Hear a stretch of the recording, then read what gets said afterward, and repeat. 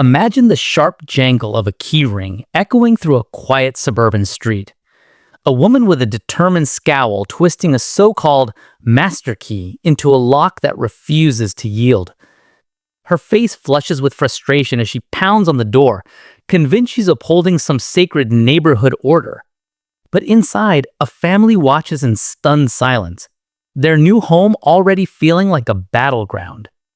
Little does she know, her frantic call to emergency services is about to unravel in ways she could never foresee, exposing the ugly undercurrents of prejudice lurking beneath polished lawns and picket fences. What happens when entitlement clashes with unexpected authority? In the heart of a manicured suburb in the American Midwest, where every house mirrored the next in pristine uniformity, a new family arrived carrying boxes filled with hopes for a fresh start. The father, a dedicated engineer who had worked tirelessly to afford this slice of the dream, felt a mix of pride and unease as neighbors' glances lingered a bit too long. The community was governed by a strict homeowners association led by Karen, a longtime resident known for her unyielding enforcement of rules, from grass height to holiday decorations. She patrolled the streets like a self-appointed guardian, her clipboard always at the ready. The family had barely settled in when subtle signs of discomfort emerged. Whispers at the mailbox, extra scrutiny during evening walks, the kind that made the father pause, wondering if it was his imagination or something deeper. Karen, with her sharp eyes and perpetual air of authority, took particular interest. She had lived there for decades, cherishing the traditional vibe of the neighborhood, and this new arrival disrupted her vision. One afternoon, she approached the house under the guise of a routine inspection, her master key, a tool reserved for emergencies, dangling from her hand. The family wasn't home, but she felt entitled to check inside, driven by suspicions she couldn't quite articulate but felt in her gut. As days passed, the father's routine blended work commutes with family dinners, yet an undercurrent of tension built. He noticed Karen's car slowing by his driveway more often, her notes on perceived violations piling up in his mailbox. Curiosity morphed into quiet dread. Why did this feel personal? Unbeknownst to Karen, the father's son, Mark Sullivan, had risen through the ranks in law enforcement, now heading the local sheriff's office. But that connection remained hidden, a quiet strength in the background as the setup for conflict simmered. The subtle hostilities escalated gradually, weaving a web of unease around the family's daily life. Karen's inspections grew more frequent, her excuses flimsier.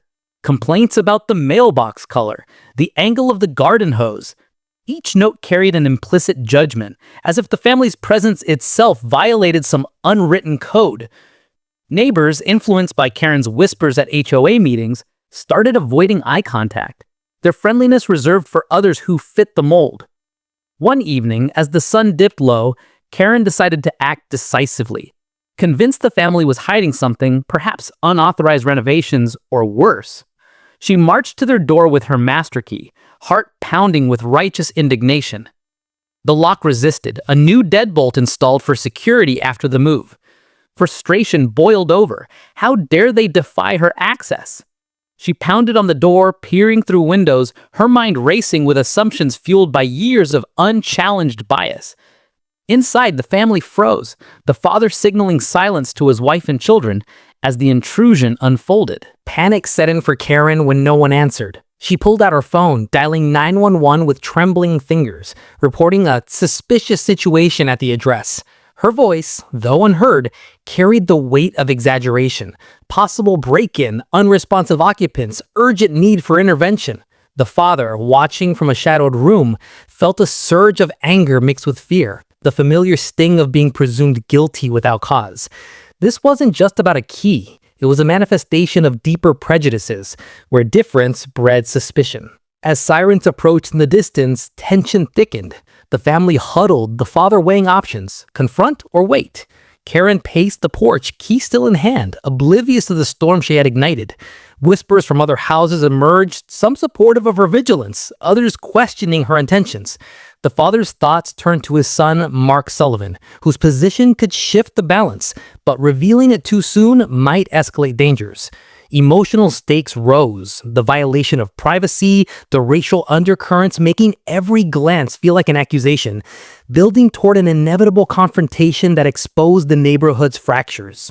The sirens grew louder, piercing the evening calm as two patrol cars pulled up, lights flashing in rhythmic urgency.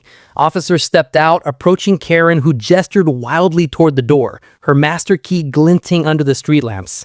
The father, heart racing, decided to emerge, opening the door with measured calm to face the chaos.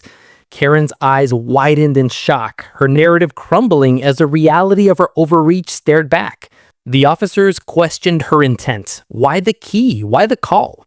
Her explanations faltered, laced with thinly veiled justifications that hinted at deeper biases.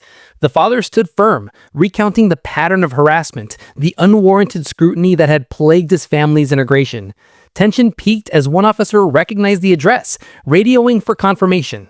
Karen's confidence shattered when the lead responder arrived, Mark Sullivan, the sheriff himself, pulling up in an unmarked vehicle. Mark's presence electrified the scene. Karen's face drained of color, realizing the connection too late. The man she had targeted was the father of the very authority she now faced. Accusations flew internally. Her actions, rooted in racial assumptions, laid bare under official scrutiny. The officers documented everything, the father's quiet dignity contrasting Karen's unraveling poise. In that intense moment, the injustice crystallized.